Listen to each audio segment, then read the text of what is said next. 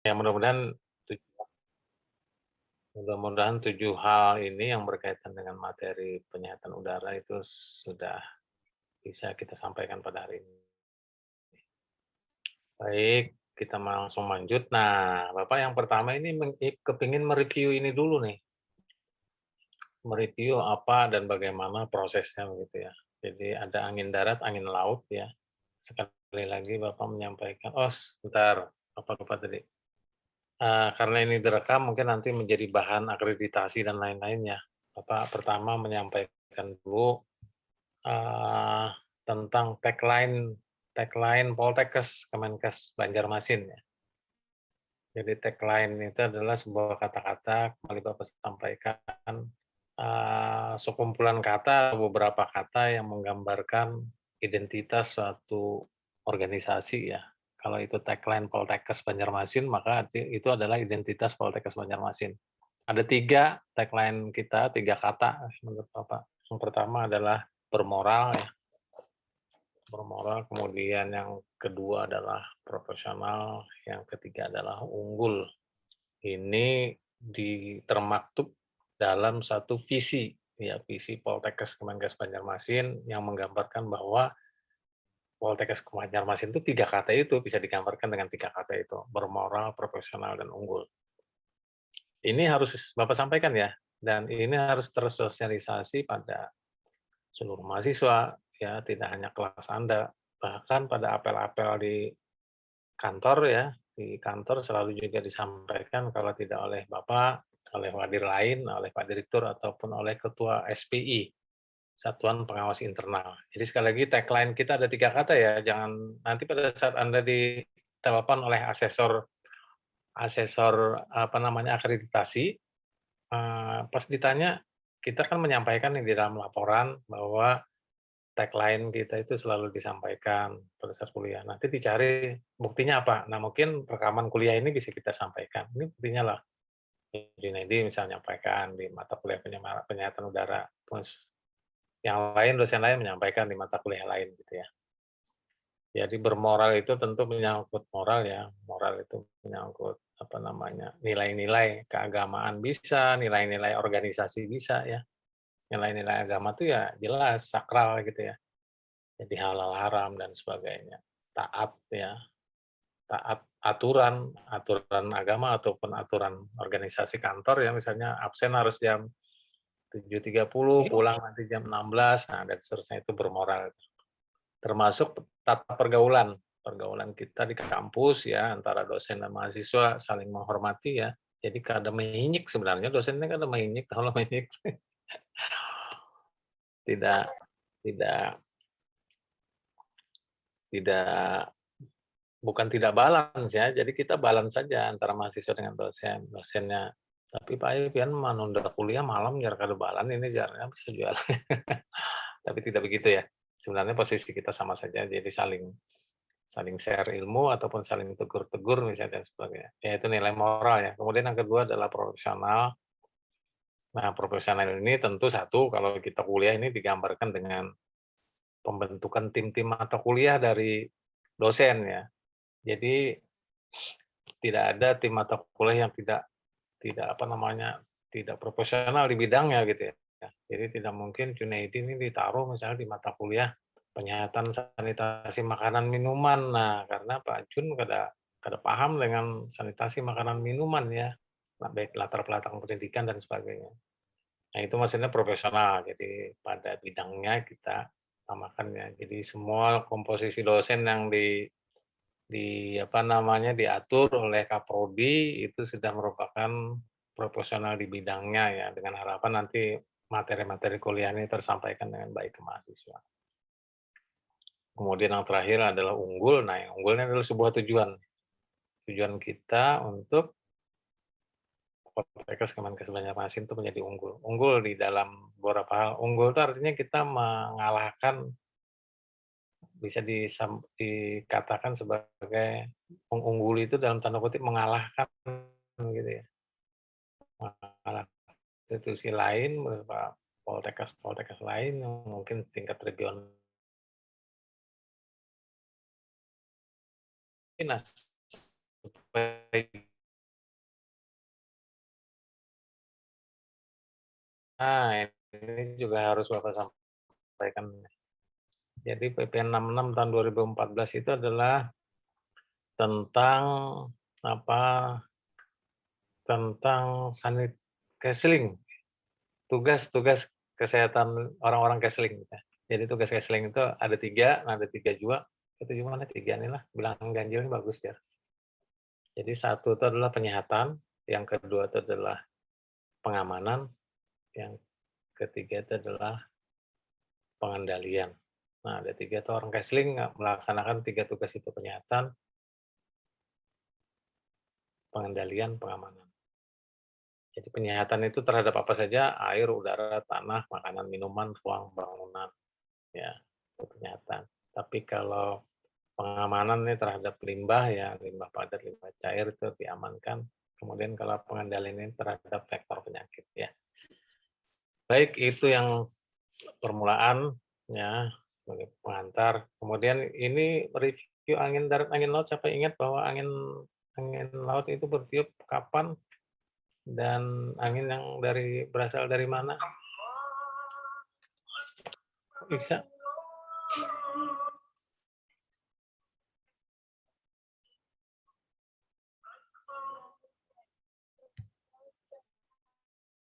Ya, sekali lagi angin laut itu sesuai dari asalnya ya. Angin laut berarti angin yang berasal dari laut, angin darat berarti angin yang berasal dari darat ya. Kemudian kalau Bapak tanyakan angin darat bertiup malam atau siang? Nah, angin laut bertiup siang atau malam? Nah, itu pelajari saja dengan pemanasan bumi pada suatu permukaan akibat dari adanya matahari kalau siang hari ataupun kecepatan pendinginan permukaan bumi pada saat malam hari ya. Kenapa ini penting disampaikan? Ini adalah sebagai bahan untuk kita orang Kesling itu menduga gitu ya, menduga bahwa pencemaran terjadi, pencemaran udara itu nanti disebarkan, kan penyebaran pencemaran udara ini kan oleh angin, disebarkan oleh angin dengan arah tertentu ya, baik oleh angin darat maupun angin laut. Ya, baik itu saja. Kemudian ini saya kira lewat saja. Nah, kemudian tentang penyehatan udara. Kenapa udara itu penting untuk disehatkan? Tentu apabila sudah kita merasa udara itu tidak layak lagi digunakan untuk kehidupan. Ya, padahal udara itu penting buat kehidupan ya lah. Bapak kemarin menyatakan bahkan pentingnya lebih dari makan dan minum ya. Karena kalau makan minum saja orang tidak, bukan tidak lah, tidak akan mati dengan berhari-hari ya. Buktinya kalau orang Muslim kita berpuasa di siang hari ya pada bulan Ramadan. Jadi Anda atau kita menahan makan dari imsak sampai dengan berbuka puasa itu lebih dari 12 jam itu. Imsaknya jam 5 ya, buka puasa nanti jam 18. Ya kan, hampir 13 jam. Kita tidak makan, tidak minum selama 18 jam itu tahan gitu lah. Tetapi kalau kita tidak bisa bernapas atau tidak bernapas gitu, 1 jam aja kada yang kuat, kada yang tidak kuat ya kan. Kemudian tarik lagi 30 menit, adakah yang sanggup tidak bernapas 30 menit? Mungkin tidak banyak ya. 10 menit mungkin ada tapi sedikit. Nah, ya 5 menit mungkin ada juga yang tahan, ada yang tidak ya. Artinya kita sangat membutuhkan udara. Nah, begitu udara ini sudah tidak layak lagi untuk digunakan, tidak layak lagi itu artinya misalnya udaranya sudah tercemar ya kan. Tercemarnya itu oleh macam-macam, bisa oleh debu, bisa oleh gas, bisa oleh makhluk hidup atau mikroba. Nah, zaman Covid sekarang ini udara itu tercemar oleh makhluk hidup atau mikroba atau virus namanya. Nah, nanti kita bahas di materi kedua. Pada saat kita kedebuan ya kan, jadi saudara-saudara kita itu bermukim di rumah misalnya dengan di pinggir jalan raya, apalagi jalan batu bara, misalnya kan pada saat melintas truk batu bara itu jadi kabut, ya kan debunya bukan main. Nah, pada saat itulah kita merasakan bahwa udara ini penting, penting untuk disehatkan. Nah, tugas kita tadi kan menyehatkan udara. Bagaimana menyehatkan udara? Tentu ke sumbernya. Ialah sumbernya itu apa? Kalau sumbernya cerobong pabrik, maka kita kendalikan di cerobong. Ya kan, kalau sumbernya adalah jalan raya, jalan angkut batu bara, maka kita kendalikan di jalannya. Jadi bukan rumah kita yang ditutup, ya itu bukan pengendalian. Pengendalian terakhir maksud Bapak, bukan pengendalian, itu utamanya bukan. Jadi kalau ada rumah orang kedebuan, penyebabnya adalah jalan batu bara, yang pertama sekali harus dikendalikan itu adalah jalan batu baranya. Diapain? Satu, misalnya disiram, ya. Dua, misalnya membatasi kecepatan kendaraannya, ya kan. Kalau kendaraan yang melintas itu semakin laju, bahasa Banjarnya Allah, semakin cepat, maka turbulen angin yang dibawa oleh kendaraan itu akan mengaduk, ya kan, permukaan tanah yang mungkin berupa pasir, batuan yang sudah lepas itu kan akhirnya menyebarkan debu ke seluruh udara. Yang dikendalikan adalah sumbernya. Kalau sumber tidak bisa dikendalikan, baru kita mengendalikan ke medianya. Ini prinsip prinsip pengendalian pencemaran ini. Jadi udara, air, tanah ini sama. Jadi sumbernya dulu dikendalikan, itu biasanya dikenal dengan pengendalian teknis. Ya, teknis itu artinya pada sumbernya. Kalau pada cerobong berarti apa teknisnya? Oh, dipasang filter, backhouse filter misalnya kan. Dipasang presipitator, elektrostatik presipitator. Nah, para mahasiswa sekalian, kalau PLTU, pembangkit listrik tenaga uap, ya itu kalau tidak dipasang 2 filter yang barusan Bapak sebut, ada backhouse filter dan apa namanya, dan elektrostatik presipitator. Nah, itu cerobong batubara, cerobong PLTU itu akan menghamburkan abu yang namanya fly ash, ya. Itu ada asnya atau ASH atau as lah. Tahu bahasa Inggris yang bujurnya kayak apa nyebutnya lah. Yang penting masuk Bapak menyebut as itu adalah abu. Jadi ada abu terbang disebut dengan fly ash, ya, ada abu yang di bawah tungku, ya kan, kayak kita di dapur itu kan banyak abunya kalau di wadah dapur so kita membakar dengan kayu. Nah, itu yang namanya bottom ash. Nah, sekali lagi kalau cerobong PLTU itu kalau misalnya tidak dipasang 2 filter tadi, maka dia akan menghamburkan abu luar biasa itu. Ya. Nah, itu namanya pengendalian teknis di cerobong. Kalau contoh tadi kan menyiram jalan batubara itu pengendalian teknis, pokoknya di sumbernya gitulah, mohon dipahami. Kemudian kalau tidak bisa pengendalian teknis di sumbernya, berarti harus mengendalikan di medianya. Medianya itu apa? Udaranya, udah berdekatan benar dengan jalan batu bara, oh harusnya dijauhkan rumahnya, ya kan? Apa cara menjauhkan rumahnya, Pak? Pak, itu kan tanah sidin gitu nah. Caranya adalah pemilik jalan itu membeli tanah itu harusnya. Nah, ya lah, itu pengendalian media namanya. Sama kalau misalnya kalau Anda menghitung dari tepi jalan raya ke Bisingan, lalu Anda hitungkan 55 desibel itu jaraknya berapa dari jalan raya? Oh, ternyata 55 desibel itu berjarak misalnya 100 meter dari jalan raya.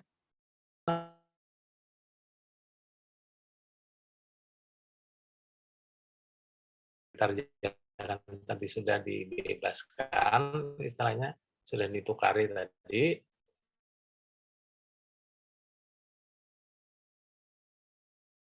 dan yakin karena tanah itu sudah dibeli, tidak ada lagi rumah di sepanjang itu ya. Nah, itu namanya disebut dengan pengendalian media. Pengendalian media lain misalnya satu dengan yang lainnya adalah menanami pohon. Nah, menanami pepohonan yang daun-daunnya dapat menyerap, bukan menyerap ya, menjerap. Nah, jadi debu tuh kalau atau partikel tuh kalau menempel itu disebut dengan jerapan gitu ya, jerap. Kalau menyerap itu kan masuk di absorpsi, up-nya tuh pakai B. Ada yang ad pakai D, delta. Absorpsi, itu namanya menempel. Jadi debu-debu yang dikendalikan dengan cara menanami pepohonan, Ya Allah, itu disebut dengan kemampuan jerapan atau absorpsi, yaitu namanya pengendalian pada media. Nah, yang terakhir, pengendalian itu baru pada penerima. Penerima ini adalah manusianya. Nah, contohnya tadi, satu, karena pengusaha batu baranya belum saja membebaskan tanah, debunya belum juga dikendalikan di teknisnya, sehingga masih saja menimbulkan debu jalannya. Maka, apa namanya, pemilik rumah ini mengendalikan dirinya tuh, satu, misalnya lubang-lubang ventilasi ditutupi, ya kan. Dua, jendela selalu ditutup, tidak pernah dibuka. Yang ketiga, pintu selalu ditutup, tidak pernah dibuka. Itu pun kalau rumah penduduk itu masih berupa kayu dan renggang, ada saja debu masuk ke celah-celah dinding atau celah-celah lantai, ya kan, masuk saja ke dalam. Atau pada saat keluar masuk pintu kan selalu membuka dan menutup. Ada saja yang masuk nanti ke dalam rumah debunya, gitulah. Tetapi yang kepingin Bapak tekankan bahwa pengendalian pada orang, pengendalian pada penerima pencemaran, jadi pada penerima lah, itu nomor akhir, ya kan. Yang utamanya adalah tadi pengendalian teknis, kemudian yang kedua adalah pengendalian pada media. Ya, tidak mungkin orang Kesling itu setelah dapat laporan, mungkin nanti Anda bekerja misalnya sebagai analis lingkungan di Dinas Lingkungan Hidup, ya ada formasi analis lingkungan, diisi salah satunya oleh alumni orang kesehatan lingkungan. Nah, tidak mungkin kalau misalnya ada laporan pencemaran lingkungan oleh debu, oleh suatu kegiatan, lalu kita nih ujuk-ujuk merekomendasikan bahwa rumah penduduk itu harus ditutup, menggunakan plastik, dan seterusnya ya. Pokoknya mengendalikan itu tidak boleh begitu. Jadi utamanya analis lingkungan ini menyarankan pengusahanya yang harus mengendalikan, PLTU-nya yang harus mengendalikan, pemilik jalan batubara yang harus mengendalikan. Nah, ya, baik, itu sekira pengantar juga. Coba nanti. Nah, ini pengertian pencemaran ya. Ini Bapak sekilas singkat saja menyampaikan. Ini yang dikatakan oleh Undang-Undang Nomor 32 Tahun 2009. Ini tentangnya adalah tentang perlindungan pengelolaan lingkungan hidup. Kalau disingkat itu adalah PPLH, perlindungan dan pengelolaan lingkungan. Nah, Bapak kepingin lagi menyampaikan kalau sudah mendengar pernah di Undang-Undang 32 inilah kata pertama perlindungan ini disisipkan. Nah, perlindungan ini tentangnya inilah. Tadinya tentang pokok-pokok pengelolaan lingkungan hidup. Awalnya Undang-Undang Lingkungan Hidup itu ada awalnya tahun 82. Jadi Undang-Undang Nomor 4 tahun 82. Nah, mungkin Anda belum lahir ya, sudah ada undang-undang tentang lingkungan hidup di Indonesia. Kemudian tentang AMDAL itu analisis dampak lingkungan itu pertama kali tahun 86. Jadi ada mulai tahun 86 AMDAL itu ada. Nah, kalau tentang lingkungan hidup itu mulai tahun 82 tadi. 82 berapa kali berganti sampai dengan 2009 baru muncul kata perlindungan. Nah, perlindungan inilah yang mengindikasikan bahwa pemerintah kita itu pro lingkungan. Ya, pro lingkungan itu artinya pemerintah itu berupaya untuk melindungi lingkungan agar tidak dicemari. Nah, itu namanya pro lingkungan. Nah, bagaimana bagaimana memvonis, bagaimana mendiagnosis kalau dikatakan suatu penyakit bahwa udara itu tercemar, nah itu adalah yang Bapak garis ini, ya, melampaui baku mutu. Nah, jika sesuatu itu masuk ke lingkungan, kemudian menyebabkan baku mutu terlampaui, maka disebut lingkungan itu sudah tercemar. Misalnya saja udara, ya, udara di PP yang baru, ya mohon ingat untuk baku mutu udara ambien itu tidak berlaku lagi PP nomor 41 tahun 99, tetapi ada baku mutu baru di lampiran 7 kalau tidak salah di PP ini peraturan pemerintah lah, PP nomor 22 tahun 2021. berlaku di bulan Februari tadi ya, tahun 2021, 2 Februari tahun 2021. Ya, apabila sudah melampaui baku mutu, maka dikatakan lingkungan itu tercemar. Kalau udara misalnya, sekarang itu partikel debu atau TSP itu distandarkan 200 mikrogram per meter kubik udara. Nah, jika seandainya ada di suatu lokasi yang dikeluhkan telah terjadi pencemaran lingkungan, setelah dan pencemar lingkungan dominannya adalah debu, tadi misalnya kan oleh jalan batubara tadi. Lalu diukur debunya, nah debunya diukur ternyata debu terukur misalnya 500, padahal standarnya 200. Nah, itu berarti kan sudah melampaui baku mutu kan, melampaui 200. Maka sudah kita dapat katakan bahwa udara tersebut telah tercemar. Yalah, udara tersebut telah tercemar. Nah, kemudian yang lain lagi, ini makanya satu kata dalam definisi dalam undang-undang ini perlu dikupas tuntas habis ya.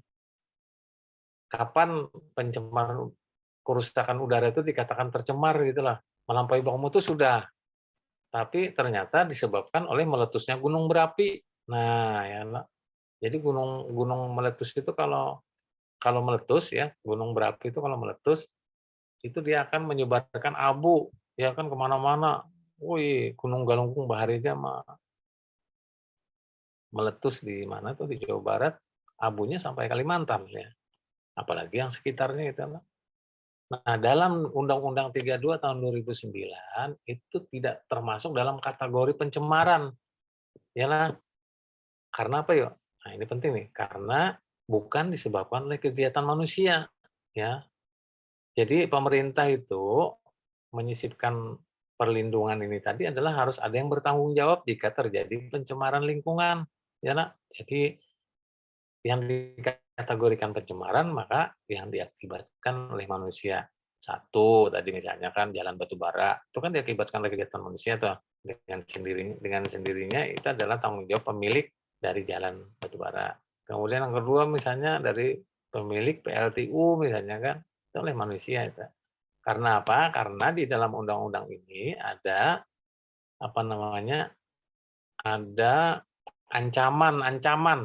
Nah, ancaman-ancaman inilah yang menakut-nakuti ya begitu ya dalam tanda kutip atau menjaga lingkungan ya karena diancam. Barang siapa menyebabkan terjadinya pencemaran lingkungan, nah kayak itu tuh bunyinya tuh barang siapa menyebabkan terjadinya pencemaran lingkungan, yalah maka secara sengaja maka diancam dengan hukuman 3 tahun atau denda 3 miliar. Itu misalnya lah. Tapi Bapak mungkin kada persis anunya nih, hukumannya dan dendanya.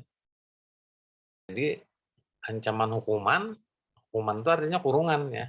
Kemudian ancaman denda, bayar duit ya. Jadi ancaman hukumannya tadi maksimal 3 tahun, misalnya kan. Kemudian denda 3 miliar. Dan lagi, undang-undang ini kenapa disebut perlindungan tadi, harus dijalani keduanya oleh si pencemar lingkungan. Jadi bukan berhuruf gitulah, bukan tukar guling antara denda dengan ancaman hukuman. Jadi kalau dia membayar 3M misalnya kan denda 3M, lalu dia lepas hukuman, itu tidak begitu. Jadi dibayar double kedua-duanya. Jalani dulu hukuman 3 tahun, kemudian baru bayar pulang denda 3 miliar. Nah, dengan sendirinya kan orang semakin takut menyebabkan terjadinya pencemaran ya, karena harus menjalani hukuman keduanya, hukuman ancaman kurungan maupun hukum.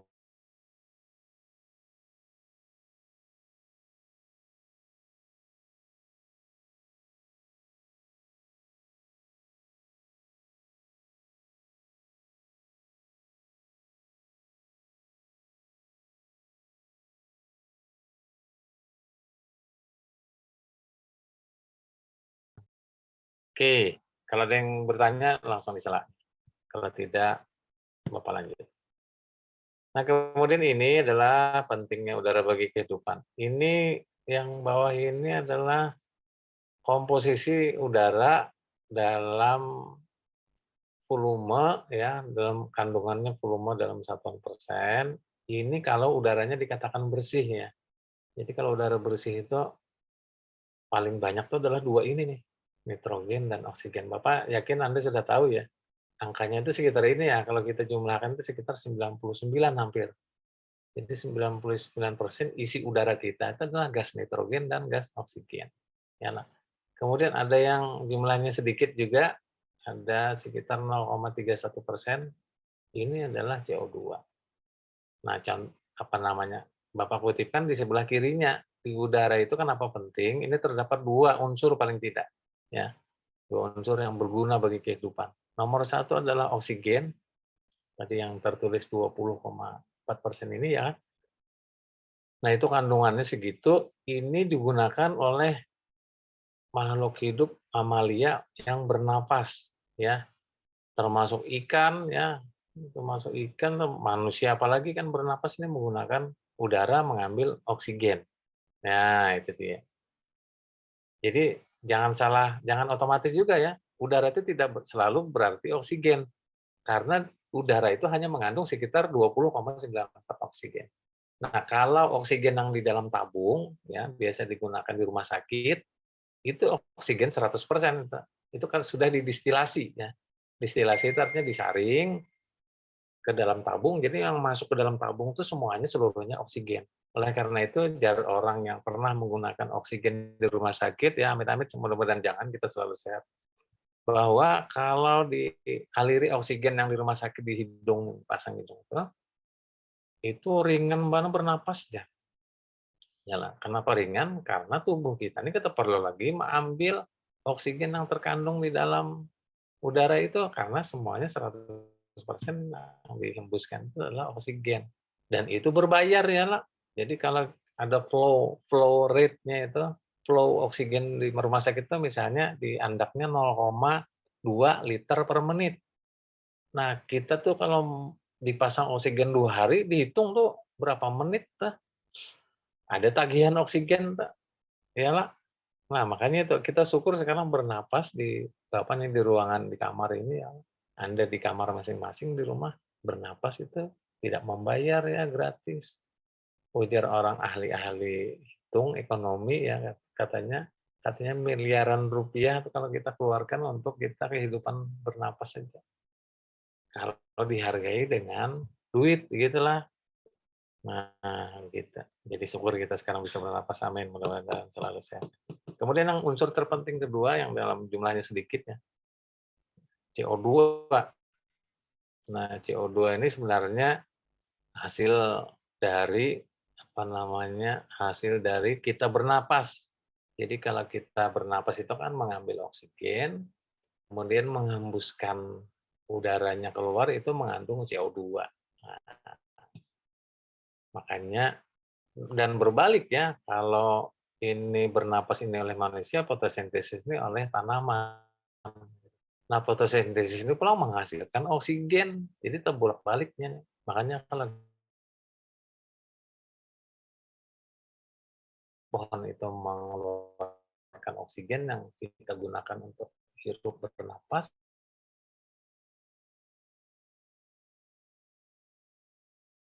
simbiosis ya lah, simbiosis mutualisme aja. Kalau tidak salah seperti itulah disebut sebagai simbiosis yang saling menguntungkan. Artinya tanaman mengambil dari hasil napas kita, kemudian kita mengambil dari hasil fotosintesis tanaman. Nah, ya, begitu ya.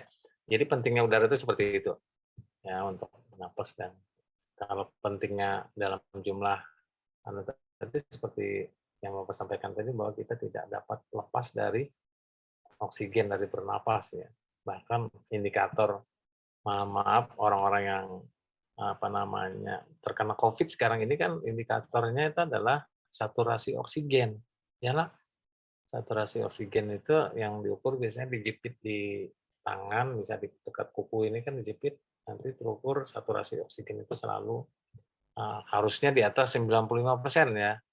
Jadi saturasi oksigen itu harusnya 98, 99, atau 100% itu lebih bagus. Kalau sudah di bawah 90 itu waduh, sudah gawat itu ya. Jadi memang kebutuhan utama kita di dalam tubuh itu adalah saturasi oksigen. Ya. Baik, saya Bapak lanjut saja. Kemudian ini ya, nah Ini tadi PP yang baru, baku mutu ambiennya, PP 22 tahun 2021 ya. Ini peraturan baru. Nah, Bapak ingin menyampaikan saja, ini anunya nih, angkanya. Dan Bapak mungkin sudah menjelaskan kok, ada sedikit lagi lah, mahasiswa nih. Di sini ada parameternya ya, ada CO, SO2, ya, ada O3. Kemudian di sini ada waktu ukurnya, di sini ada angka-angka baku mutunya. Mungkin ini Bapak masih terkutip PP 41 tahun 99 ya. Boleh dikoreksi nanti Bapak. Koreksi. Dan Anda nanti koreksi saja ya di PP 22 tahun 2021, angkanya ini berubah nih. Mana partikel TSP mana? Nah, ini masih 230. Sekarang ini sudah 200. Tandanya lebih ketat lagi. Lebih ketat itu lebih bagus ya. Pemerintah artinya hanya diperkenankan debu di udara itu 200 saja. Ya kan? Dulu 230 boleh. Nah, sekarang 200 saja. Tapi semakin ketat itu kan semakin bagus lingkungan ya. Apalagi Banjarmasin misalnya. Nah, misalnya ini ada pergub ya. Jadi bolehkah peraturan baku mutu udara kah? Baku mutu air kah? Baku mutu limbah kah? Bolehkah gubernur boleh? Boleh. Bolehkah bupati boleh? Boleh. Ya, jawabannya boleh. Satu syaratnya tidak boleh bertentangan dengan peraturan di atasnya. Nah, contohnya adalah peraturan di atasnya adalah yang peraturan pemerintah nomor 22 tahun 2021 ini. Tadi Bapak bilang TSP di PP 22 ini kan berlaku nasional nih. Berlaku di Papua, berlaku di Aceh, berlaku di Banjarmasin, berlaku di mana saja, bahwa menurut PP 22 tahun 2021, debu di udara itu hanya boleh 200 mikrogram per meter kubik. Tapi sekalinya ada Pergub Kalsel misalnya, bahwa dia mengeluarkan TSP di Kalimantan Selatan itu misalnya 195 atau misalnya 180 atau 150. Nah, itu lebih bagus lagi. Itu tidak lebih longgar ya. Itu namanya bagus ya, karena lebih ketat. Karena semakin ketat itu kan udara semakin bagus. Nah, itu namanya tidak bertentangan. Berbeda misalnya kalau gubernur menetapkan di Banjarmasin boleh debu 500 misalnya. Padahal nasional hanya membolehkan 200. Nah, itu bertentangan namanya. Bertentangan dengan peraturan di atasnya. Harusnya lebih ketat ya. Artinya kalau Gubernur Kalsel memperbolehkan 500, berarti kan, waduh, batas debu di Banjarmasin ini, di Kalimantan Selatan ini kan sangat kotor. Kok distandarkan 500, padahal nasional hanya menstandarkan hanya 200 saja. Ya, ya seperti itu. Nah, itu dia kira-kira. Sudah parameter ya. Masuk ke parameter sekarang. Nah, parameter pencemar udara itu banyak ya. Bapak sampaikan ada 5 parameter utama.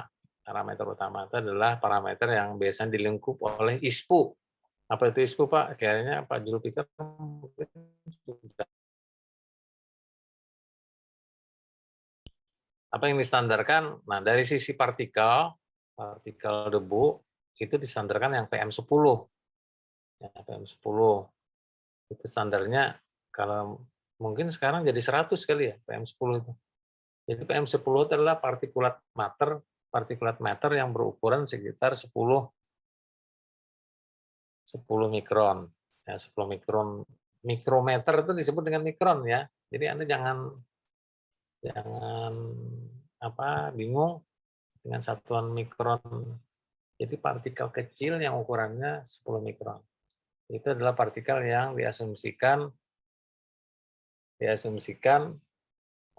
dapat masuk ke pernapasan manusia ya.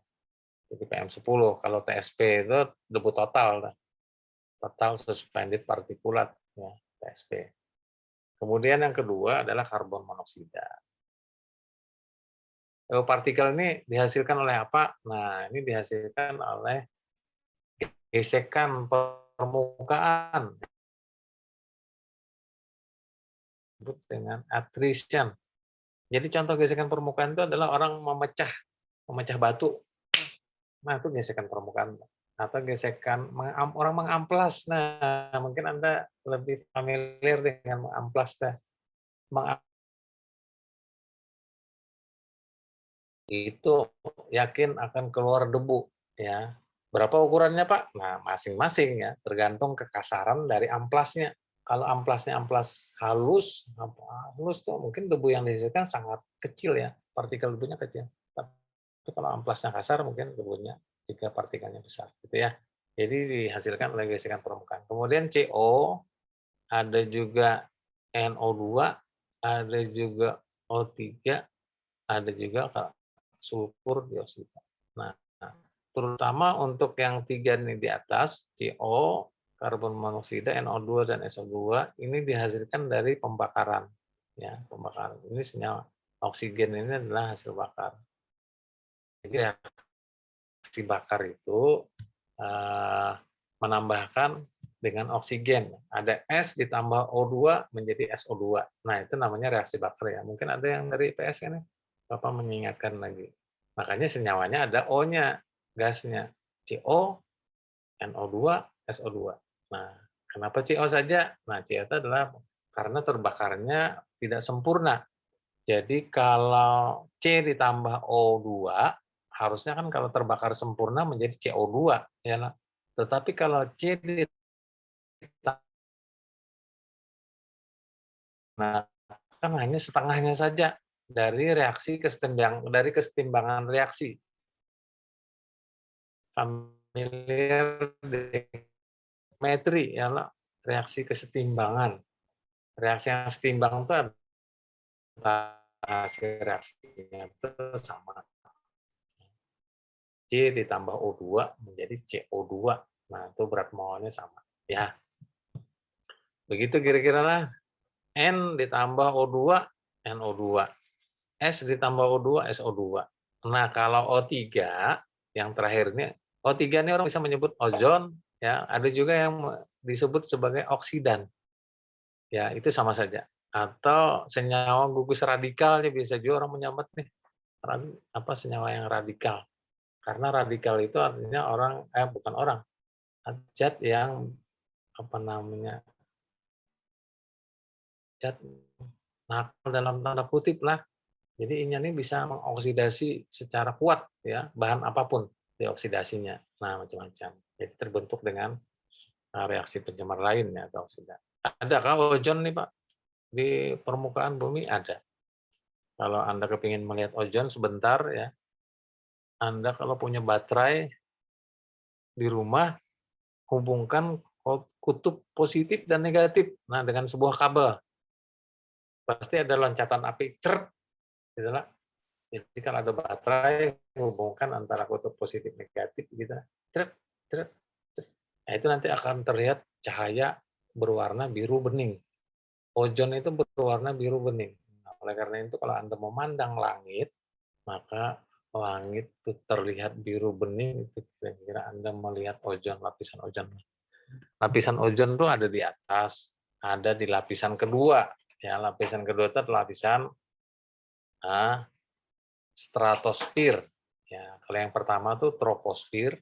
Troposfer itu dari 0 ketinggian dari bumi sampai dengan sekitar 11 km, itu lapisan troposfer. Disitulah pencemaran udara terpusat.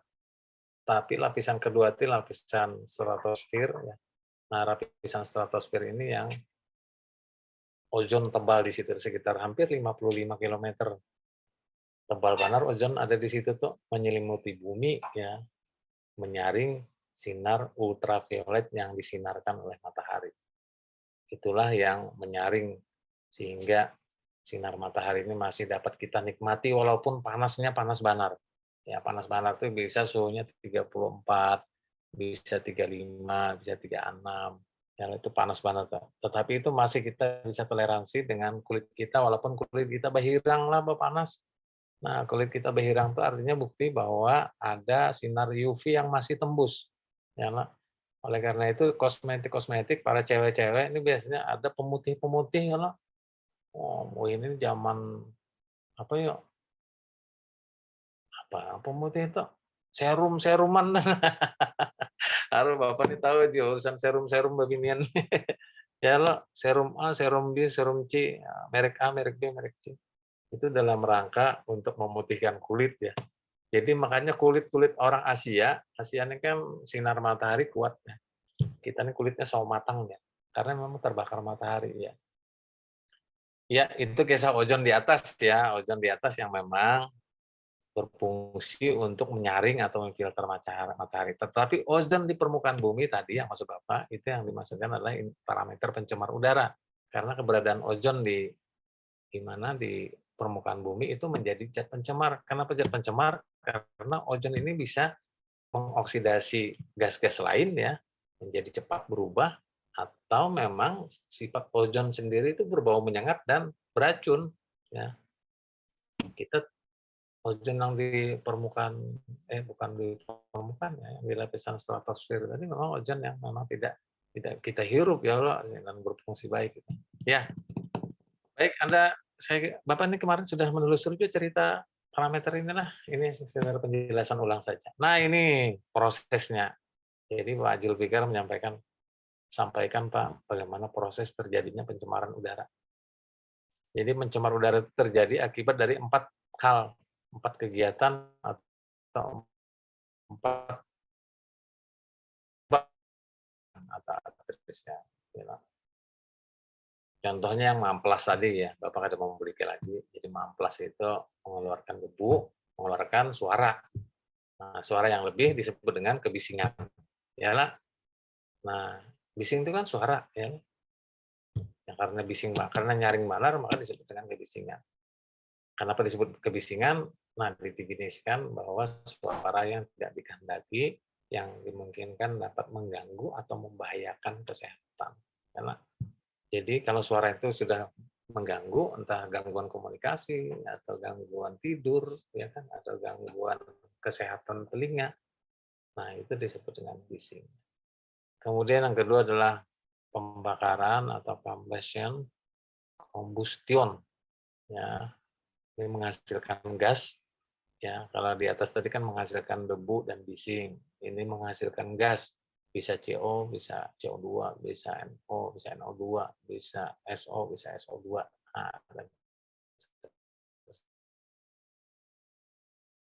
Nah, vaporization. Apa saat kuliah, Pak? Nah, Bu Bonika kira-kira sudah menguap. Itu lelucon Bapak aja. Jadi penguapan, penguapan itu pavor. Lain pave itu lain lah rokok yang itu lain pulang tuh pave itu ya semacam itulah penguap diuapkan. Apa yang disebut dengan pavor, Pak? Nah, adalah zat yang dalam suhu normal dia akan menghasilkan uap. Nah, zat suhu normal. Apa contohnya? Contohnya parfum bisa juga, ya lah, alkohol. Nah, bensin. Nah, ya lah, bensin itu kalau usah dipanaskan, taruh aja di dalam rantang, kalau rantang lah. Biar seliter bensin taruh dalam rantang tuh kena karing tuh, habis menguapnya. Ya lah. Dan saat ini banyak produk-produk pewangi ruangan gitulah berbentuk cair maupun padat yang menghasilkan vapor. Tapi itu vapor-vapor wewangian ya, bukan vapor pencemar. Nah, yang pencemar itu seperti tadi ya, orang ngecat ya kan, pada saat orang ngecat menunggu kering itu terjadi penguapan untuk vapor. Ya kan, orang apa namanya memasang plywood atau memasang apa segala macam kan rumah-rumah baru itu kan kalau dimasuk itu bau cat itu kan luar biasa itu penguapan ya. Nah, itu penguapan. Kemudian yang keempat ini adalah pembusukan atau dekomposisi. Pembusukan juga menghasilkan pencemar berupa gas ya, gas. Pembusukan itu dekomposisi ya. De itu artinya pemecahan ya. Dekomposisi artinya memecah dari yang sudah tersusun sebagai komposisi, dekomposisi berarti. Yalah, kalau komposisi itu berarti kan menyatu. Kalau dekomposisi itu menguraikan bisa juga pengurai. Nah, pembusukan ini bisa terjadi dari dua dua alam, dua dua macam mungkin gitulah. Ada pembusukan secara aerobik ya lah. Aerobik itu artinya aerob itu menggunakan oksigen bebas, itu disebut dengan aerobik. Nah, bisa bisa terjadi secara anaerobik. Nah, itu pembusukan yang anaerobik. Itu kedua-duanya menghasilkan gas. Cirinya adalah kalau di pembusukan secara aerobik itu gas-gas yang dihasilkan itu terkandung oksigen, misalnya gas secara aerobik itu NO2. Nah, NO2 itu termasuk gas pembusukan yang bisa dihasilkan dari gas NO2 itu bisa dihasilkan dari pembusukan. Jadi bukan hanya dari pembakaran. Kalau batu bara atau kayu itu kan mengandung nitrogen. Ya, nanti persennya bisa dihitung tuh. Batu bara atau kayu mengandung nitrogen. Kalau dibakar itu kan plus O2. Tetapi pada saat reaksi pembusukan ya terbentuk juga gas NO2 atau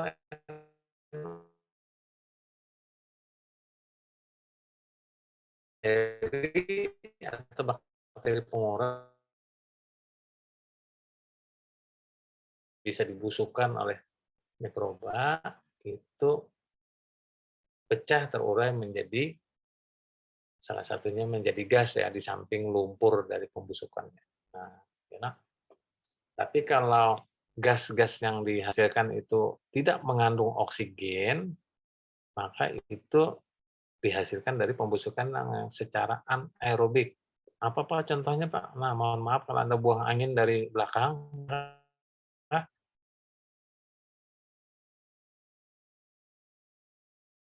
itu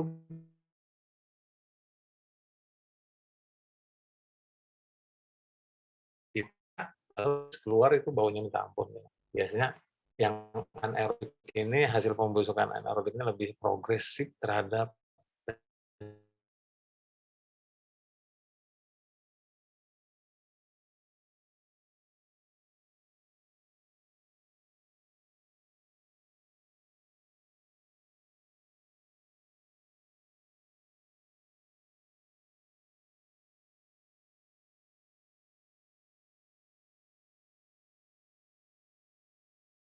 'Nah, dimasukkan dalam sebuah tabung, itu terjadi pembusukan secara anaerobik, akan dihasilkan gas metan.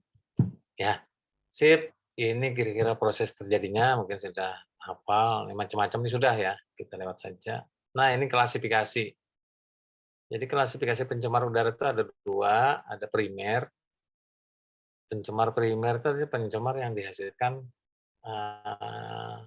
dan dikeluarkan masih dalam bentuk aslinya, ya senyawa asalnya.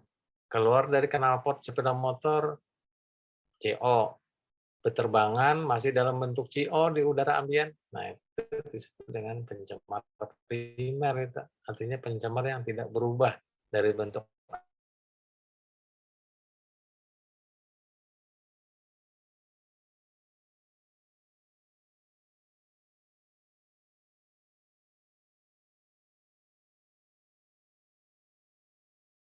2 polutan ya, atau reaksi polutan dengan pencemar reaksi polutan dengan udara luar. Nah, contohnya adalah reaksi fotokimia yang menghasilkan ozon dan PAN ya. PAN ini peroksi asetil nitrat ya, PAN. Nah, ini contohnya begini. Nah, ini contoh saja. Dikeluarkan dari sepeda motor misalnya gasnya NO2. Keluar sepeda motor NO2. Setelah dia keluar dari knalpot, kena sinar UV matahari, NO2 ini pecah menjadi NO dan atom O yang reaktif. Nah, ini yang disebut radikal tadi. O reaktif yang tanda bintang ini disebut dengan O radikal. O radikal ini ketemu dengan oksigen. Nah, O radikal ketemu oksigen. Maka akan menghasilkan atau terbentuk ozon atau O3. Ini disebut dengan ozon troposferik tadi. Ozon yang berada di lapisan troposfer yang merupakan reaksi antara dihasilkan nitrogen dioksida dengan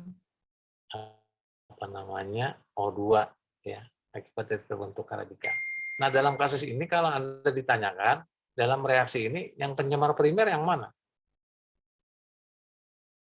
Ada yang ingin menjawab?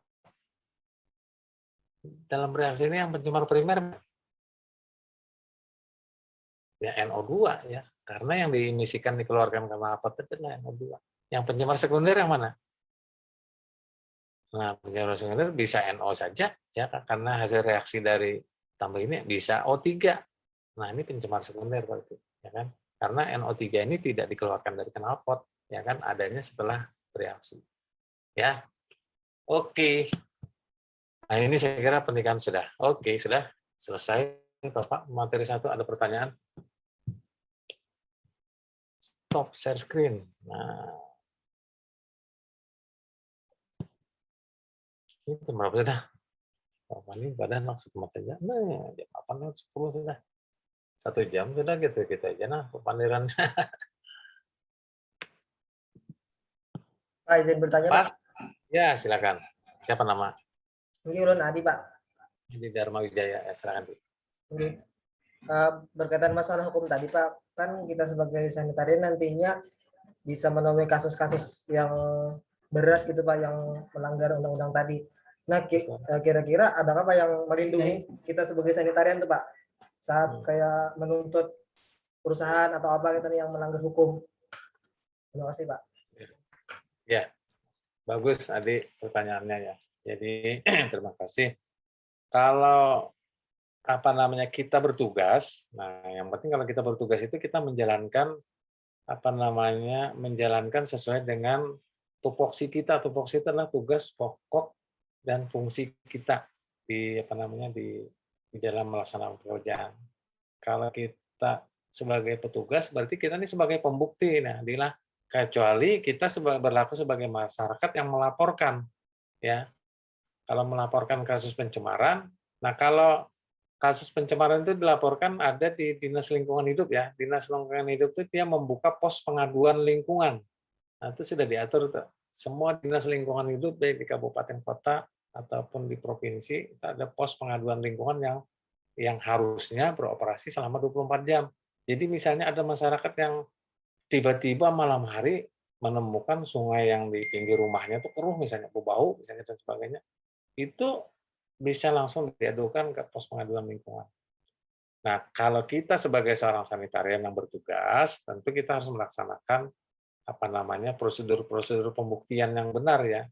Jadi misalnya satu, kita dilengkapi dengan sertifikasi pengambil sampel. Nanti sekarang kan zaman sertifikasi, ya. Jadi pengambil sampel itu harus juga disertifikasi, ya kan? Sertifikasinya dengan melalui cara pelatihan, ya, melalui cara ujian dan sebagainya. Jadi kalau misalnya orang yang melaporkan atau kita yang menyedia bukti, kita ini penyedia bukti nih. Kalau orang sanitarian kan kita ngukur misalnya sesaat, lalu kita menyampaikan hasil pencemaran. Nah, itu tadi kan mungkin yang bisa dilindungi atau tidak. Sepanjang kita mengambil sampel itu sesuai dengan prosedur, sesuai dengan peraturan perundangan, maka kita terlindungi secara hukum tuh. Kecuali kita yang belum sertifikasi, ya kan, mengambil sampel kemudian kita ekspos ke media, kita publish ke media, misalnya ternyata dibuktikan bahwa hasil ukur kita itu tidak valid, istilahnya, nah ini kita bisa terancam, tidak valid. Jadi kerjakan saja nanti sesuai dengan tupoksi kita. Ada nanti kalau misalnya tamat itu lebih baik didalami saja, dilanjutkan dengan mengambil sertifikasi ya. Baik sertifikasi pengambil sampel udara, sampel limbah, misalnya dan sebagainya. Ya. Tapi kalau sebagai masyarakat, nah ini sebagai pelapor saja, sebagai korban berarti, ya kan, ada yang misalnya kok bau banar nih sesuatu, ada pabrik misalnya mengeluarkan gas di malam hari dari cerobongnya secara diam-diam dilepaskan di malam hari. Nah itu ada kemungkinan tuh. Kita bisa laporkan, bagus lagi saat itu kita ambil sampel, misalnya orang Dinas Lingkungan Hidup yang bekerja mengambil sampel untuk dibuktikan, ya. Nah, sekali lagi nanti bahan pembuktian itu nanti harus sesuai dengan peraturan perundangan. Nanti hakim dalam memutuskan itu akan menguji kita sebagai menguji alat bukti kita, ya. Alat bukti kita kan misalnya hasil ukur nih. Hasil ukur debu misalnya lebih atau kadar bau H2S misalnya lebih. Nah, nanti ditanyakan oleh hakim tuh mengukurnya dengan alat apa, ya. Yang mengambil sampelnya siapa, yang menganalisis laboratorium siapa. Nah, itu kalau yang mengambil sampelnya sudah sertifikat, mana sertifikatnya ini ahli dalam pengambilan sampel, sah sudah sampel. Kemudian yang kedua, nanti dianalisis di laboratorium mana, nanti dicari lagi laboratorium A itu sudah sertifikasi CAN atau belum. Oh, sudah sertifikasi CAN. Komisi Akreditasi Nasional kan. Oh, berarti labnya ini valid juga. Nah, itu lagi. Kemudian waktu mengambilnya kapan? Oh, ini sesuai dengan peraturan perundangan. Kalau debu itu 24 jam, kami juga ukur 24 jam dengan alat yang sama dengan undang-undang. Alatnya apa? High volume sampler. Wah, ini kalau semua sudah terpenuhi, berarti ini sah menjadi alat bukti, ya. Sah menjadi alat bukti dengan sendirinya. Kalau debunya tadi terukur 500, ya kan, padahal standarnya 200, maka sah setelah terjadi pencemaran lingkungan di situ, dan tuntutan atau laporan-laporan itu sudah terbukti secara aturan perundangan, ya. Mungkin begitu ya, Adi. Jelas, Bapak. Mudah-mudahan Oke, bisa Pak. dipahami. Terima kasih banyak, Ya, Pak. siap. Ada lagi yang lain?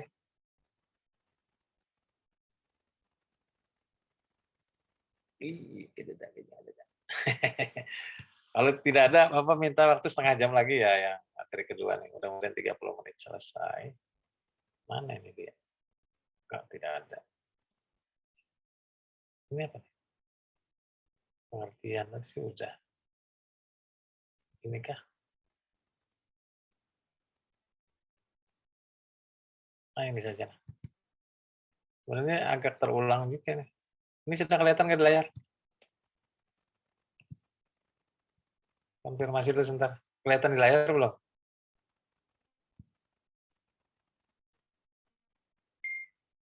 Mas Adi yang bertanya tadi. Kelihatan nggak layar? Belum, Pak. Oh, belum ada? Belum, Belum PPT-nya ada, belum Pak. nampak, Pak. Nggak muncul, berarti Bapak ulang lagi. Lalu alihatun. Nah, ini yang mana ini? Nanti kalau materi nanti Bapak share ya, tenang aja.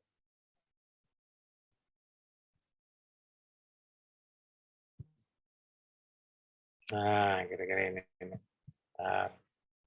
Sip. Ini dia. Nah, Bapak yakin nggak kelihatan? Ya kah? Ya, siap. Kenapa tidak panjang? Karena Bapak sudah menyampaikan penyakit yang ditularkan melalui udara. Ya. Jadi ada yang disebut dengan penyakit oleh makhluk hidup, ya loh, oleh mikroba di udara. Adakah apa mikroba di udara? Ada. Apa macamnya? Macam-macam. Nah, Bapak menjawab itu aja. 2 pertanyaan itu aja. Ya, ada dan macam-macam. Apa bentuknya? Ada virus. Virus ya kita sekarang pakai masker saban hari itu kan gara-gara menghindari virus ya lah. Ada bakteri, ada juga. Kalau orang ada penderita TB paru misalnya di sekitar kita atau di ruangan yang kita berada satu ruang, yang penderita TB paru tadi meludah misalnya saja ya di tempat sampah meludahnya, tetapi pada saat mulut terpercik itu kan akhirnya menyebarkan bakteri di udara ya kan, apalagi dia bersin, apalagi dia batuk. Nah, maka ada etika bersin, ada etika batuk ya lah. Biar pakai menutup pakai gitu lah. Nah, jadi kalau terhambur di sepanjang ruangan di sekitar kita. Kalau terhambur ada tuh. Kita ini mencemari udara artinya ya lah, kalau diukur orang udaranya ternyata mikrobiologinya lebih misalnya kan, ini bisa kita dikategorikan sebagai pencemar udara atau bahaya tuh. Bisa dituntut tadi ya kan. Ya, mikroba udara. Siap. Bapak pertama memunculkan definisi ini lagi nah. Jadi dalam definisi ini sudah jelas dikatakan bahwa pencemar pencemar lingkungan itu adalah masuknya atau dimasukkannya, apa yang dimasukkan ke udara, bisa makhluk hidup ya, bisa zat, energi, atau komponen lain.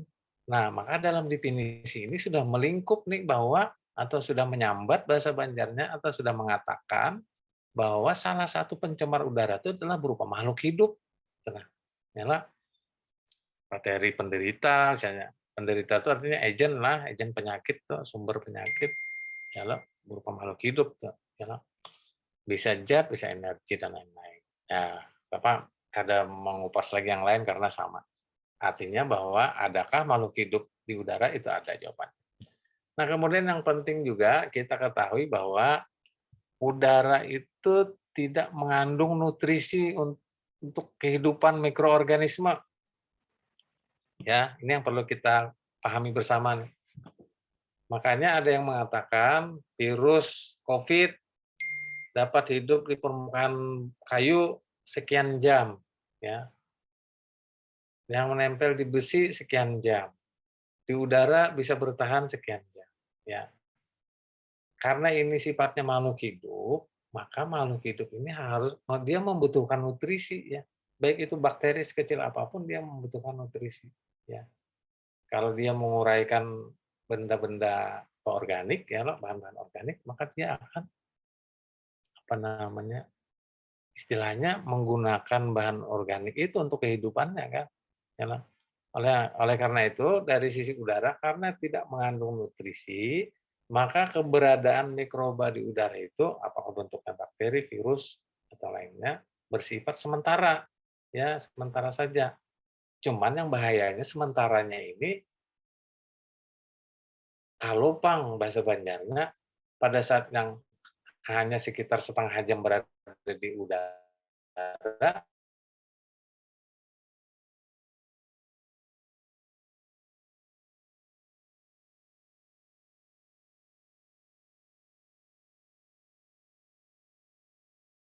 itu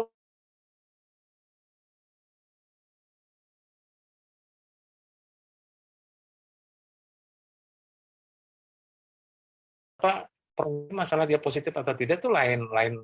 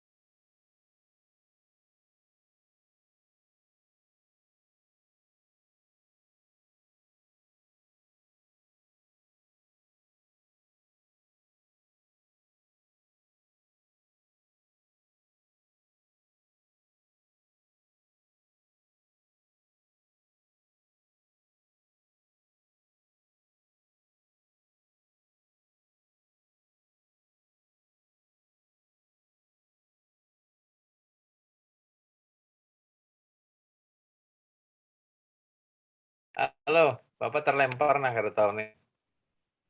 Eh, sedikit lagi lah. Kayaknya ada gangguan teknis dari Bapak nih.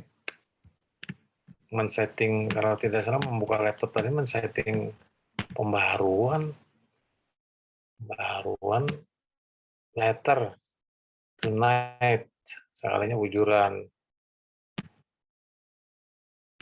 Ajar, TU, ganjil, TUD 3,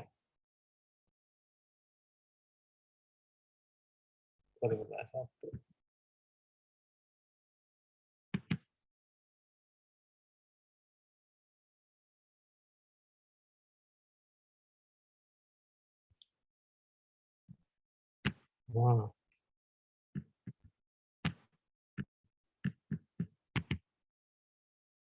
Nah, ya.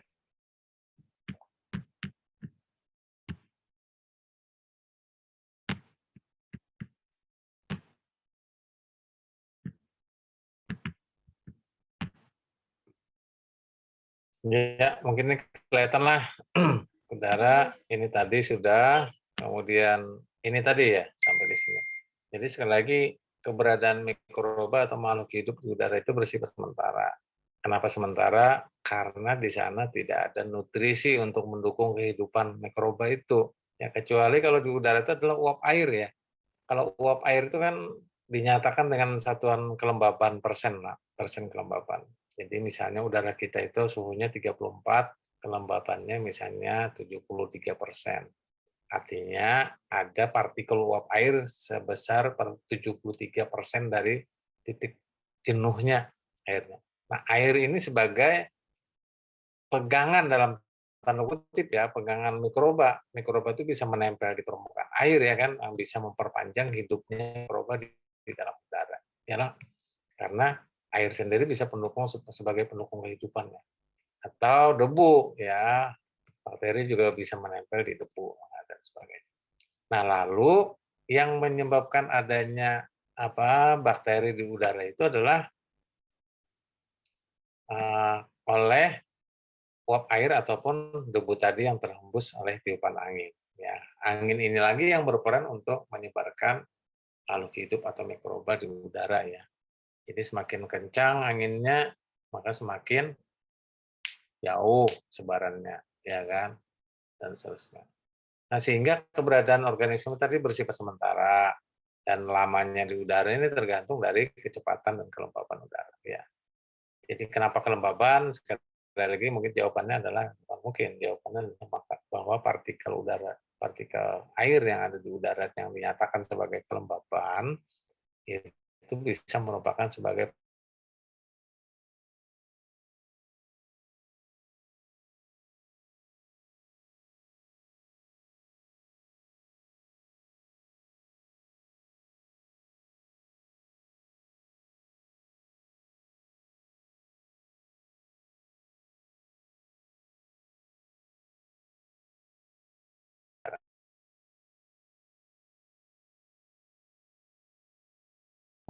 mungkin kalau Anda browsing sekarang pun masih ada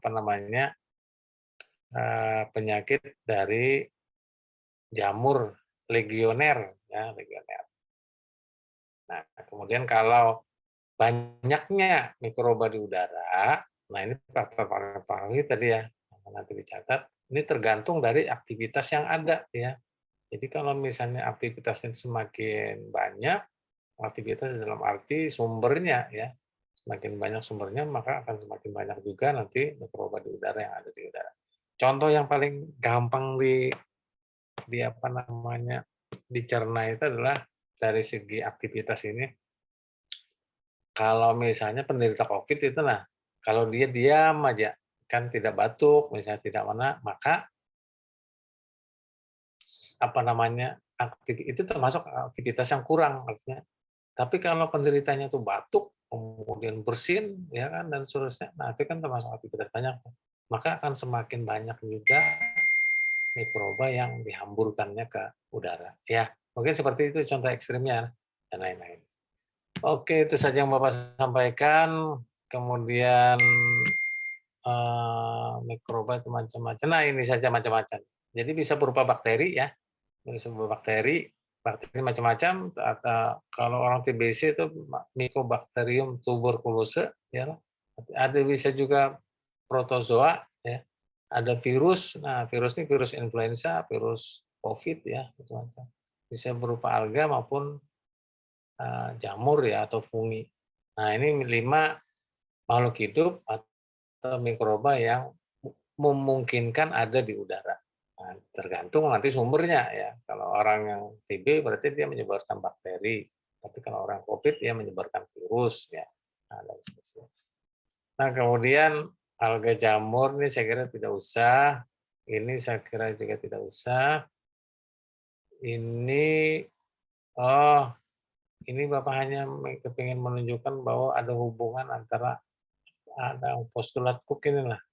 Robert Cook ini membuktikan kajian mikrobiologi ya, mulai tahun 1843 sampai dengan 1910 itu memulai pendekatan ilmiah bidang mikrobiologi kedokteran. Nah, di sana ada terdapat hubungan sebab akibat antara mikroorganisme dan penyakit yang ada. Ya, itu disebut dengan postulat Cook itu seperti ini ya. Jadi postulat Cook-nya adalah bahwa organisme atau parasit harus ditemukan pada hewan yang sakit. Jadi misalnya pada sapi yang terkena penyakit antrak ya, penyakit antrak itu kan ada pada hewan sapi. Jadi kalau ada hewan mati misalnya karena antrak, itu memang di sapi itu terdapat parasit antraksisnya ya dan seterusnya.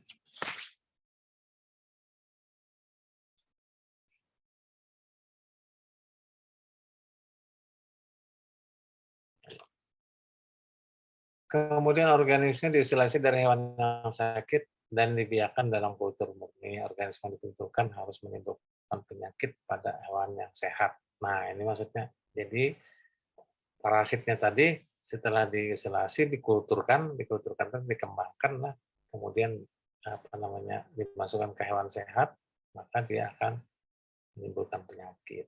Ya. Jadi berulang, artinya terbukti itulah zaman Bahari kan seperti itu ya, keilmuan itu dibuktikan dengan seperti itu. Organisasi tersebut harus diisolasi dengan tersebut. Nah, ya. Jadi itu kemudian ini, nah ini seperti kemarin yang Bapak sampaikan pada saat menyampaikan penyakit yang ditularkan melalui udara. Sekali lagi Bapak menekankan saja bahwa sebelah sini adalah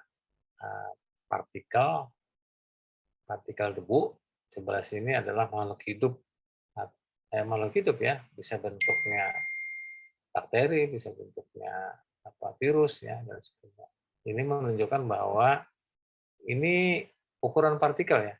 Ini kecepatan aliran udara, kemudian ini adalah ukuran partikel. 60 sampai ke paling bawah ini 3 atau di bawah 3. Ya, bawah 3. Ini artinya bahwa kalau debu yang berukuran 60 mikrometer, ini mikron ya. Size of particle. Jadi kalau berukurannya 60 mikron, kan ganal berarti debunya, maka dia hanya tertahan di saluran napas bagian atas, ya, ada di hidung di bagian atas. Nah, yalah. Tapi kalau dia berukuran 10 mikron yang tadi PM10, nah ini dia sampai pada primary bronchus sudah, yalah, sampai sini. Tapi kalau dia berukuran lebih kecil lagi, maka dia sudah masuk dalam alveoli, paru-paru. Nah, itu namanya. Itu bedanya dengan makhluk hidup ya. Kalau makhluk hidup, ini makhluk hidup ini patogennya makhluk hidupnya nih. Dia sudah punya target organ dalam tanda kutip ya, target organ. Kalau virus influenza pasti dia akan masuk sampai ke primary bronchus ya. Kemudian kalau misalnya kumannya berbentuk Corynebacterium diphtheria. Diphtheria itu adalah penyakit yang radang tenggorokan ya, tenggorokan yang merah dan sebagainya. Maka dia akan memang tertahannya di paring. Nah, di ini di tenggorokan ini nah hidupnya. Jadi sudah ada lokasinya ibaratnya itu ya. Jadi lokasi hidup bakteri itu sudah masing-masing ya. Karena suhu di bagian atas, suhu bagian tengah, suhu bagian bawah, dalam itu kan lain-lain. Jadi misalnya orang kemasukan kuman bakteri pertussis itu batuk can ya, batuk kuhul-kuhul kata sing ampihan, batuk can itu ditahan memang di terminal bronkus ini dia masuknya. Masuk lewat hidung dia terus menjalar saja, menjalar saja. Ada yang mati, tapi pada saat dia ke bronkus ini dia dapat hidup dengan tenang dan nyaman dan menyebabkan kesakitan. Nah, yalah. Nah, itu dan seterusnya. Ya, itu yang pernah Anda anukan. Nah, ini tadi macam-macamnya nih bakteri ya. Kalau bakteri ini macam-macam. Ini yang Bapak sampaikan tadi. Orang TBC, tuberkulosis, ya Mycobacterium tuberculosis, ya, dan seterusnya. Ini sekiranya sudah pada anak. Ini bakteri atau patogen pertussis ya. Sudah disampaikan. Kemudian ini masih difteri. Ini tuberkulosis ya. Sudah juga disampaikan. Ini virus. Nah, ada virus influenza virus, ada hantavirus, ada hepatitis ya, semacam ini bentuknya seperti ini ya. Kemudian common cold atau flu biasa. Nah, nanti ke depannya sepertinya virus corona ini juga dikategorikan sebagai virus biasa ya, virus influenza biasa gitu, flu biasa. Karena orang flu biasa itu kan sembuh dengan sendirinya paling lama 14 hari ya. Jadi siklusnya 14 hari kalau kita memang virus tidak ada obatnya dan tidak ada obatnya, dan obat satu-satunya adalah bukan obat ya. Cara mencegah satu-satunya adalah hanya dengan meningkatkan daya tahan tubuh, kencang makan bahasa Banjarnya, banyak minum, istirahat cukup. Nah, maka kuman virus biasa itu akan nanti berkurang dengan sendirinya ya akibat dari kalau kebal itu kan setelah diimunisasi atau setelah terjangkit, nah itu kebal. Ya, jadi bagus kita harus diimunisasi dan supaya mendapat kekebalan tubuh. Jadi kekebalan tubuh itu karena ini sifatnya makhluk hidup, jadi bisa dimodifikasi secara biologis lah. Kenapa? Kalau bahan kimia itu tidak bisa. Jadi kalau racun terhadap racun kimia, misalnya racun merkuri misalnya, atau racun kadmium misalnya, itu tidak bisa dilatih dengan tubuh, itu tidak bisa dilatih melawan kadmium, tidak bisa. Tapi kalau dengan makhluk hidup, maka tubuh itu bisa dilatih untuk melawan makhluk hidup itu. Ya, itu disebut dengan antibodi ya, kekebalan tubuh. Ya bisa diajari tubuh itu. Nah. Jadi bisa dia mengenali, oh ini influenza karena sudah pernah kena misalnya virus influenza ini, maka dia akan segera melawan. Ya, mungkin seperti itulah. Jadi yang penting dipahami dalam mikroba adalah tadi macam-macamnya, ada bakteri, virus, protozoa, ada fungi, ada jamur. Nah, kemudian tadi yang intinya bahwa mikroba itu tidak ada nutrisinya di udara, oleh karena itu bersifat sementara dan keberadaannya jauh, penyebarannya itu tergantung disebabkan oleh angin, dan banyaknya itu ditentukan oleh aktivitas yang ada. Nah, ini yang terakhir ini Bapak sampaikan angka kuman udara di rumah sakit. Ya. Satuannya adalah colony form unit. Nah, CFU per meter kubik udara. Jadi per meter kubik udara ini berarti 1 meter kan 1 meter per 1 meter. Ruang operasi distandarkan 35, ruang operasi dengan aktivitas artinya masih berlangsung itu 180 maksimal. Tapi ruang operasi yang ultra clean itu maksimal 10 CFU per meter kubik.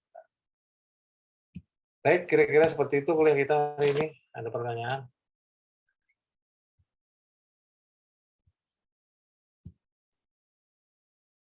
Ini mantap terus kan bisa juga parah makan. Gara-gara ini kuliah malam-malam. Ya, mohon maaf sekali lagi atas tertundanya kuliah ya. Kita kuliah hari ini ngabsen 2 kali berarti ya. Impas dengan materi pertama yaitu pengertian, macam, komposisi, dan macam terjadinya pencemaran udara. Lalu yang kedua adalah berkaitan dengan mikroba udara. Baik, kalau tidak ada pertanyaan, tidak panjang lebar lagi, kita akhiri kuliah ini. Terima kasih atas perhatiannya yang hadir 72 orang. Mohon nanti ketua kelas ya mengidentifikasi kawan-kawan kita kuliah pada malam hari ini. Terima kasih, kita akhiri. Assalamualaikum warahmatullahi wabarakatuh. Waalaikumsalam. Waalaikumsalam warahmatullahi wabarakatuh.